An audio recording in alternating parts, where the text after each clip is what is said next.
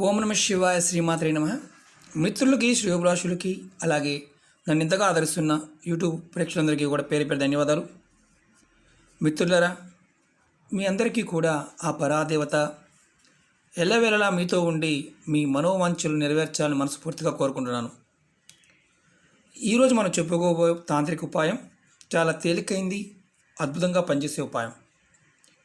ఈ ఉపాయానికి లవంగాలతో చేసుకోవాలి. అలాగే ఒక పాత చెప్పు కావాలి. ఎలా చేయాలి, ఏ విధంగా చేయాలి తెలియజేస్తాను. ఈ ఉపాయం ఎందుకు చేయాలి అంటే శత్రువులు అంటే శత్రువులు అంటే ఎలా ఉంటారో కూడా చెప్తాను, ఎవరికి చేయాలో కూడా చెప్తాను. ఇది శత్రువు నిర్వీర్యం కోసం ఈ ఉపాయం. ఈ ఉపాయం చేస్తున్నప్పుడు మన మానసిక స్థితి ఎలా ఉండాలి, ఏ విధంగా ఉండాలి, ఎలాంటి సమస్యలకి ఈ ఉపాయం చేయాలి మీకు పూర్తిగా వివరంగా చెప్తాను. స్కిప్ చేయకుండా చూడండి. స్కిప్ చేస్తే మీకు ఈ వీడియో అర్థం కాదు. అలాగే ఈ ఉపాయాన్ని ఆడవారైనా మగవారైనా చేయవచ్చు. నెలసరి టైం మాత్రం ఉన్నప్పుడు చేయవద్దు. అలాగే ఈ ఉపాయానికి ఆహార నియమావళి అంటూ ఏమీ లేవు. ఎవరైనా మరణించి ఉన్నా ఈ ఉపాయాన్ని చేయవచ్చు. ప్రతి ఉపాయంలో కూడా నియమాలు ఉంటే ఖచ్చితంగా ఉపాయంలోనే చెప్తాను. ఒకవేళ మీకు నియమాలు కానీ టైం కానీ ఏ ఉపాయంలో చెప్పకపోతే దాంట్లో ఎలాంటి నియమాలు టైం అనేది లేదని అర్థం. ఇది బాగా గుర్తుంచుకోండి. రెండోది, ఈ ఉపాయాన్ని ఆడవారు మగవారు ఎవరు చేయాలో చెప్తాను. అలాగే ఈ ఉపాయం శత్రువుల పాయింట్ ఆఫ్ వ్యూలో ఇది ఒక రామబాణంలో పనిచేస్తుంది. ఇప్పుడు మనందరం కూడా లాక్డౌన్లో ఉన్నాం. అనేక రకాల సమస్యలు ఎదుర్కొంటూ ఉన్నాం. మానసికంగా, ఆర్థికంగా, శారీరకంగా ఇబ్బందులు పడుతూ ఉన్నాం. కొంతమంది మన ఇబ్బంది పెడుతూ ఉన్నారు. వారు ఇబ్బంది పెట్టడానికి గల కారణం మనకు తెలియదు. కానీ ఈ ఉపాయం ఎవరు చేయాలి, ఎందుకు చేయాలి, ఎన్ని రోజులు చేయాలో కూడా చెప్తాను. అలాగే మీకు ఈ వీడియో నచ్చినట్లయితే లైక్ చేయండి, నా ఛానల్ సబ్స్క్రైబ్ చేసుకోండి, గంట సింబల్ని యాక్టివేట్ చేసుకోండి, 10 మంది మిత్రులకి షేర్ చేయండి. నేను అనేక రకాలైన సమస్యల మీద వీడియోలు చేయడం జరిగింది. తాంత్రిక సమస్యలు, అలాగే జ్యోతిష్ సమస్యలు, వాస్తు సమస్యలు, వివాహం, విద్య, ఉద్యోగం, అనేక రకాలు. ఏదైనా మీకు సమస్య ఉంది అంటే ఆ సమస్య మీరు నా వీడియోస్లోకి వెళ్ళండి, చూడండి, మీరు ఆచరించగలిగేదాన్ని ప్రయత్నించేయండి. ఇప్పుడు ఇది ఎవరు చేయాలి, ఎందుకు చేయాలి చెప్తాను. మీ దగ్గర డబ్బులు తీసుకొని మంచి మాటలు చెప్పి మీకు డబ్బులు ఇవ్వకుండా నీ సంగతి చూస్తాం, నేను చంపుతాం, ఏం పిక్కుంటా పిక్కో అనేవారు కొంతమంది ఉంటారు.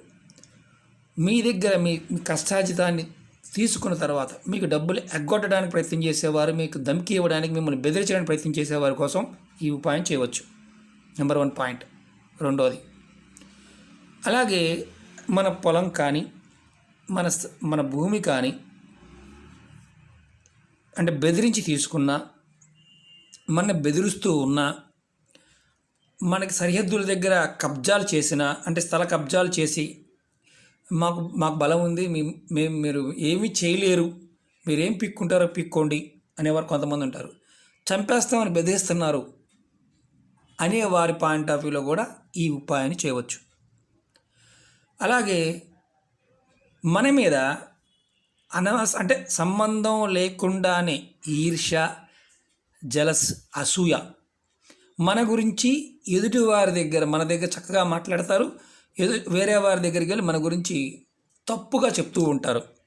ఆ వ్యక్తులు మనకు తెలిసినా మనం వాళ్ళని చేయలేం.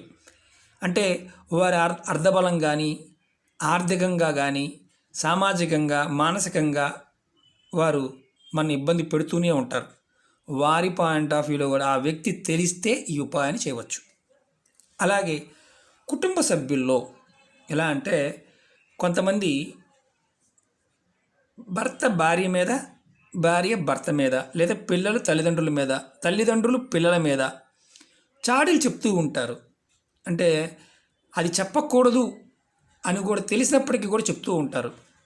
వాళ్ళు ఎలా చేశారు అంటే వాళ్ళ మీద తల్లిదండ్రులు పిల్లలు కూడా తల్లిదండ్రుల మీద ఏడవటం, తల్లిదండ్రులు పిల్లల మీద ఏడవటం, అత్త కోడళ్ళు వీళ్ళ మధ్యలో కూడా ఇలాంటివి ఒకరి మీద ఒకరు చాడీలు చెప్పుకోవడం, అసూయ దేశంతో ఏదో ఒక భర్తకి భార్య మధ్య గొడవలు పెట్టడం, అలా చేసినా ఈ ఉపాయం చేయవచ్చు. ఎందుకంటే మీకు ఇంత వివరంగా ఎందుకు చెప్తున్నానంటే, ఎందుకు చెయ్యాలో తెలియనప్పుడు తల నేలకేసి కొట్టుకున్న అర్థం కాదు. చెప్తేనేమో టైం వేస్ట్ అంటారు కొంతమంది. ఇవి చెప్తేనే మీకు అర్థమవుతుంది. మనలో అన్నిటికంటే చాలా ఇంపార్టెంట్, మనం తెలిసి కానీ తెలియక కానీ చేస్తున్న వ్యక్తులే కానీ ఎవరైనా ఈ ఉపాయం చేయాలనుకున్నవారు, వారు అనవసరంగా వేరే వాళ్ళతో అంటే వాళ్ళ మీద పగతోనో ద్వేషంతోనో అసూయతోనో వారు మనకన్నా బాగున్నారనో, లేకపోతే మనకన్నా వాళ్ళు చక్కగా వ్యాపారం చేసుకుంటున్నారనో, లేకపోతే మనకన్నా వాళ్ళ కుటుంబం సంతోషంగా భార్యాభర్తలు సంతోషంగా ఉన్నారనో ఇలాంటి ప్రయోగాలు చేస్తే చేసిన వారు భూస్థాపితం అయిపోతారు.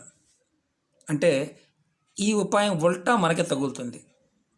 అంటే వారి మీద మనకి నిజంగా శత్రుత్వం ఉన్నప్పుడు మాత్రమే చెయ్యాలి, కానీ అసూయ ద్వేషము పగతో మాత్రం మనకు ఉండే పగతో చేస్తే మాత్రం మనమే ఇబ్బంది పడతాం. చెప్పడం నా బాధ్యత కాబట్టి చెప్తున్నాను. తాంత్రిక ఉపాయాల్లో పదార్థానికి ఉన్న శక్తి, ఆ టైం, దాని ప్రభావం అలా ఉంటుంది. ఇది చాలామంది మనకి సరిహద్దు తగాదాలు ఉన్నాయండి, నాలుగు దిక్కులో ఉన్నవారు గొడవ పడుతున్నారు, వాళ్ళు ఇలా అయిపోవాలి, నలుగురికి మనం నచ్చాం. కానీ ఒకటి గుర్తుంచుకోవాల్సింది ఏంటంటే, మనలో లోపం ఏదన్నా ఉంటే సరి చేసుకోవాలి. సరి చేసుకోకపోతే ఇబ్బంది పడతాం.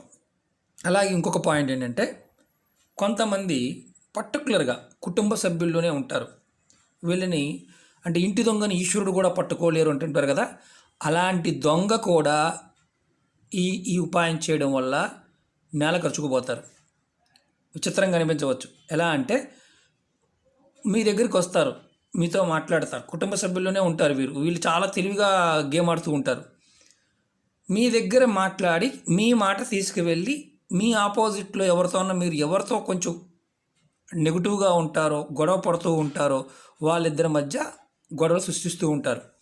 ఇలాంటి వారు కూడా ఈ ఉపాయం చేస్తే నేల ఖర్చుకుపోతారు. అంటే వాళ్ళు మనని ఇబ్బంది ఎంత పెట్టాలనుకుంటారో అంతగా ఇబ్బంది పడతారు. ఎంత గొప్పవాడైనా సరే నిర్వీర్యం అయి తీరాల్సిందే, ఇది విధి విధానంగా చేసినప్పుడు. మీకు ఎందుకు ఇంత ఎక్స్ప్లెయిన్ చేస్తున్నానంటే, ఎందుకు చేయాలో తెలియకపోతే మనం చేసిన ఫలితం ఉండదు. నేను చాలా ఉపాయాలు చెప్తుంటాను, వివరణాత్మకంగా చెప్పడం వల్ల అర్థమయ్యేది ఏంటంటే, మీరు చేసేది కరెక్టా కాదు తెలుస్తుంది. అలాగే ఈ ఉపాయాలు చేస్తున్నప్పుడు ఆ చెప్పిన పదార్థం తప్ప రెండో పదార్థంతో చేయవద్దు. ఒకవేళ నాకు అవకాశం లేదు అనుకుంటే చేయమాకండి, పొరపాటున కూడా చేయమాకండి. సగం చేశానండి అవ్వలేదు. కొంతమంది ఉపాయాలు చేస్తున్నప్పుడు ఇవన్నీ ట్రాష్ అండి అవ్వండి, ఇలాంటి వారు ఎవరూ కూడా ఇలాంటి ఉపాయాలని ఫాలో అవ్వద్దు, నన్ను కూడా ఫాలో అవ్వద్దు. మీరు ఎవరైనా ఒకటి చెప్తున్నాను, మీకు ఇలాంటి వాటి మీద నమ్మకం లేనప్పుడు నా వీడియోలు చూడవద్దు, నేను చెప్పే విషయాలు వినొద్దు. ఎందుకంటే మీకు బాగా తెలిసినప్పుడు మీరు ప్రయత్నం చేయవచ్చు.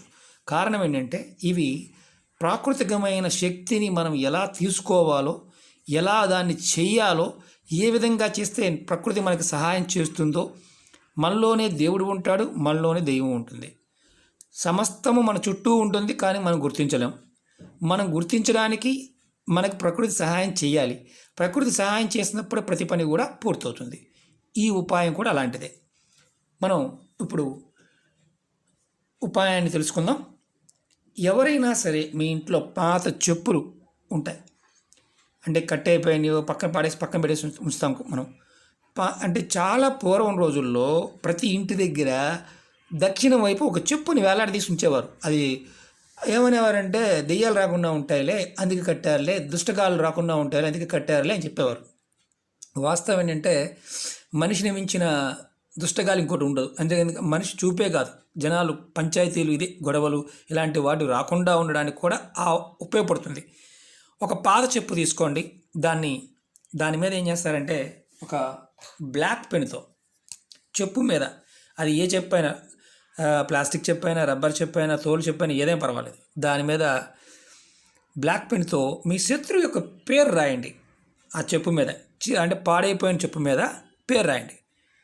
పేరు రాసి ఆ చెప్పు మీ ఇంట్లో అయినా, అంటే మీరు అపార్ట్మెంట్లో ఉన్నారనుకోండి, మీ ఇంట్లో మామూలు చెప్పులు పెట్టుకుంటుంటాం, మీ ఇంట్లో అయినా సరే దక్షిణ దిశలో కానీ, మీకు పెరడు ఉంది, బయట ఇండివిజువల్ హౌస్ కట్టుకునే అవకాశం ఉంది, ఆ పేరు రాసిన చెప్పుని దక్షిణం వైపు ఒక మేకు గోడకి ఏదైనా మేకు ఉన్న సన్సైడ్ ఉన్న కిటికీలు ఉండి దానికి పైన సన్సైడ్స్ ఉంటాయి. అలాగే చుట్టూ రౌండ్గా ఫిల్స్లు ఉన్నా కానీ స్లాబ్ కింద అక్కడైనా సరే మీరు ఆ చెప్పుని ఆ శత్రువు పేరు రాసి కట్టండి. దక్షిణ వైపు అంటే మీకు మీ ఇంటికి దక్షిణ వైపు కట్టారంటే ఆటోమేటిక్గా ఎవడైతే శత్రువు ఉన్నాడో వాడు బలహీనుడు అవుతాడు. ఒకవేళ మనమే వాడిని శత్రుత్వంగా భావించే మనం బలహీనలు అవుతాం. అది గుర్తుంచుకొని చేయండి. అలాగే రెండో ఉపాయం ఏంటంటే దీంట్లోనే శత్రువులు జయించడానికి ఈ ఉపాయం రమబాణం. మీరు 7 లవంగాలు తీసుకోండి. లవంగాల గురించి ఎన్నో ఉపాయాలు చెప్పాను అంతకుముందు కూడా మీకు. ఇలా పువ్వు ఉన్న లవంగం తీసుకోండి. పువ్వు లేకుండా ఉన్న లవంగం వాడవద్దు. 3, 4, 5, 6, 7 లవంగాలు తీసుకోండి. 7 లవంగాలు తీసుకొని శనివారం నాడు సాయంత్రం మీరు 6 దాటిన తర్వాత ఈ 7 లవంగాలు తీసుకొని ఇలా చేత్తో పట్టుకోండి. ఏ చెయ్యైనా పర్వాలేదు, కుడి చెయ్యైనా ఎడం చెయ్యైనా పర్వాలేదు. మీ శత్రువు పేరు చెప్పుకోండి. శత్రువు పేరు చెప్పుకొని లవంగాల మీద ఊదండి. ఉఫ్ అని ఊదండి. ఉఫ్ అని ఊదాలి. అలా మీరు 21 సార్లు చేయాలి. 21 సార్లు ఆ శత్రువు పేరు చెప్పుకొని ఊదాలి. ఊదిన తర్వాత మీ మనసులో మీరు ఊహించుకోండి. ఏమనంటే ఎవడైతే శత్రువు ఉన్నాడో వాడు బలహీనుడవుతున్నాడు, వాడు నిర్వీర్యం అవుతున్నాడు అని ఊహించుకోండి. ఒకవేళ వాడు శత్రువు కాకుండా ఊహించుకుంటూ మీరు అయిపోతారు. అది గుర్తుంచుకోండి. వాడు శత్రువు కాకుండా మీరు చేస్తే మీ మీద మీరే ప్రయోగం చేసుకున్నట్టు అవుతుంది. ఒకవేళ వాడు నిజంగా శత్రువు అయితే మాత్రం వాడు బలహీనుడు అవుతాడు. ఇలా 21 సార్లు వాడి పేరు తేల్చుకొని ఉఫ్ అని ఊది మీ మనసులో శత్రువు బలహీనుడైపోయాడు, వాడు నన్ను ఏమి చేయలేడు, నిర్వీర్యం అయిపోయాడు, వాడు నిర్వీర్యం అయిపోతున్నాడు అని మీరు అనుకోండి. వారి శక్తి బలం తగ్గిపోతుంది మీరు అనుకోండి మనసులో. ఆ తర్వాత ఈ లవంగాలని మీరు ఏం చేస్తారంటే మీకు ఇంట్లో దక్షిణ వైపు కానీ అంటే దక్షిణ గోడ వైపు కానీ మీకు గ్యాస్ అంటే పెట్టుకునే అవకాశం ఉంటే మీకు దక్షిణ వైపు గోడ ఇంటి లోపలైనా సరే అపార్ట్మెంట్లో ఉన్నామనుకోండి, దక్షిణ వైపు గోడ వైపు కానీ లేదా ఇండివిజువల్ అయితే దక్షిణ వైపు ఇంటి బయట కానీ ఇవి కిటికీలో కానీ ఎక్కడైనా పెట్టండి. అప్పుడు ఏం చేయాల్సిన అవసరం లేదు. తర్వాత ఈ ఆదివారం నాడు, శనివారం నాడు సాయంత్రం చేసాం, ఇంటి బయటనే పెట్టాం. ఆదివారం రోజున ఈ లవంగాలను తీసుకొని మనం చక్కగా ఇలా కాల్చడానికి ప్రయత్నం చేయాలి. మీరు క్యాండిల్తోనే కాల్చుకోవచ్చు లేదా కర్పూరం వేసైనా కాల్చవచ్చు. నేను చూపిస్తాను మీకు. నేను ఇలా మీరు చక్కగా ఏదైనా ప్రమిదిలో కాల్చవచ్చు, స్టీల్ దాంట్లో కాల్చవచ్చు, ఇలా మనం హారతి ఇచ్చే దాంట్లో కాల్చుకోవచ్చు, దేంట్లో అయినా కాల్చవచ్చు. మీకు చూపిస్తాను. ఎందుకంటే లవంగాలు కొంచెం నూనె అంటే ఆయిలీగా ఉంటాయి. ఇలా వేసి కాల్చేయండి.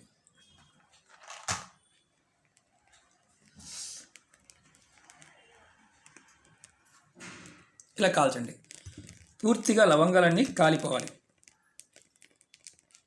అలా మండుతూ ఉంటుంది, చిటచిట అంటూ ఉంటాయి, ఇలా కాలుతాయి.